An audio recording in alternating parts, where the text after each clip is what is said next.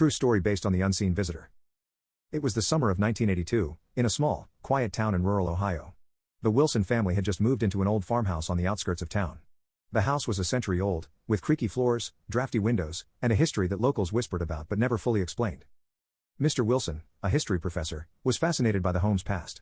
He spent evenings poring over old records and maps, trying to uncover the secrets of their new residence. Mrs. Wilson, however, felt uneasy from the moment they arrived. She couldn't shake the feeling that they were not alone. Their two children, Tim and Sarah, aged 10 and 7, quickly made friends with the neighbor kids. One day, a boy named Jimmy, who lived a few houses down, told them about the lady in white who supposedly haunted the house. According to the legend, she was a widow who had died under mysterious circumstances and was said to wander the halls at night, looking for her lost children. Tim and Sarah were skeptical but intrigued. They decided to stay up late one night to see if they could catch a glimpse of the ghost. As the clock struck midnight, they huddled together under a blanket in the living room, straining their ears for any unusual sounds. At first, everything was quiet. But then, they heard a soft, rhythmic creaking coming from the hallway.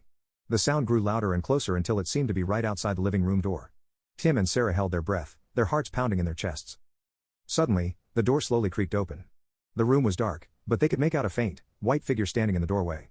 It was a woman, dressed in a flowing, old-fashioned gown, her face obscured by shadows. The children were frozen in fear, unable to move or speak. The figure stood there for what felt like an eternity, then slowly turned and glided down the hallway, disappearing into the darkness. The next morning, Tim and Sarah told their parents what they had seen.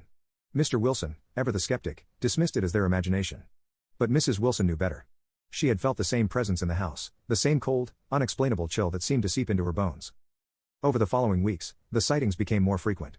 The family would hear footsteps in empty rooms, doors opening and closing on their own, and a woman soft sobbing late at night. The Wilsons tried to ignore it, but the tension in the house was palpable. One evening, as Mrs. Wilson was preparing dinner, she felt a sudden, icy hand on her shoulder. She spun around, but no one was there.